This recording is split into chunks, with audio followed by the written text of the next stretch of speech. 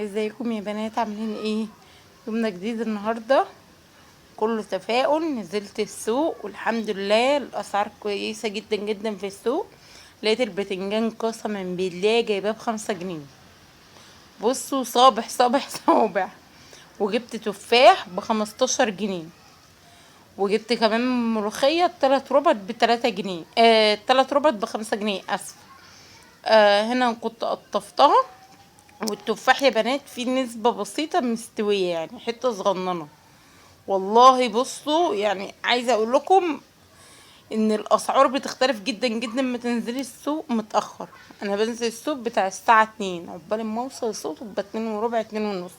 وجبت جبنة ب60 جنيه، بس دي بالأمانة ما كنتش جايبها من السوق، واحدة عندنا بتقعد فجبت منها. البطاطا جايبة كيلو، كيلو ونص ب10، كيلو ب6 ونص. تمام. كان برضو اخر شوية معايا. جبت جرجير، ال- الربطتين ب3 جنيه. انا عايزة افهم بقى الخضرة والجرجير والخضار، عندنا بس اللي فيه مشكلة ولا عندكم كمان؟ يعني بصوا، انا صورت لكم ده اهو. ده كان نعناع جايباه. الشوية دول كانوا المفروض 5 ربط. فعرفوني بقى، يعني هو ده عند الكل ولا عندنا بس؟ هنا كمان جبت بلح، اللي هو الطري ده اللي بنفطر عليه في رمضان، يعني ايه، عشان الواحد برضو ساعات بينزل الصبح من غير ما يفطر، والحاجة برضو ايه على طول في المستشفى بتنزل الصبح، فقلت ايه تخليه معاها في شنطتها، تاخد لها كام بلحة. كان الكيلو ب70 يا بنات، جبتها ب15 جنيه. تمام. ده حلو قوي قوي قوي.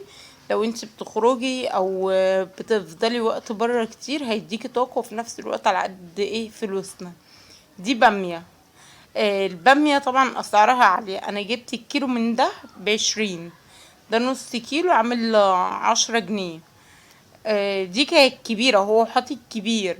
فانا نقيت من الكبير الطاري كده وحجم وسط على قد ما اقدر. والله والله والله الاسعار بتختلف جدا جدا جدا اخر النهار من الساعة 2. جربوا روحوا الاسواق اللي جنبيكم اللي تبعكم من الساعة 2. والله هتلاقوا الاسعار حاجة تانية تماما تماما تماما. وفاصله. وهما يعني البائعين هترضى، بالذات البائعين اللي بتقف مش المحلات، لانهم بيكونوا عايزين يروحوا الصبح، بيكونوا ماسكين في الحاجة بايديهم واسنانهم بطريقة وحشة. فلا جربي وهتلاقي الموضوع معاكي فرق جدا جدا. انا جبت كمان وراك. وبصراحة ما صورتهاش، يعني نسيت ان اصورها، كان يوم كله ايه ضغط وكده، فعملنا محشي واكلنا. وهنا كمان كنت جايبة بتاع ده، فلفل رومي. الفلفل اليابانات كان صابح، والله ما كان في حاجة، هو كان صغير بس او حجم وسط، لكن جميل في المحشي. انتوا عارفين المحشي اللي هو طبعا ما بيكون صغير بيبقى احسن. فكان جميل جميل جميل. جبت كمان خضرة بس برضو ما صورتهاش.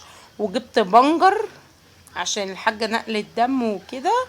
فالبنجر جبته ب10 جنيه.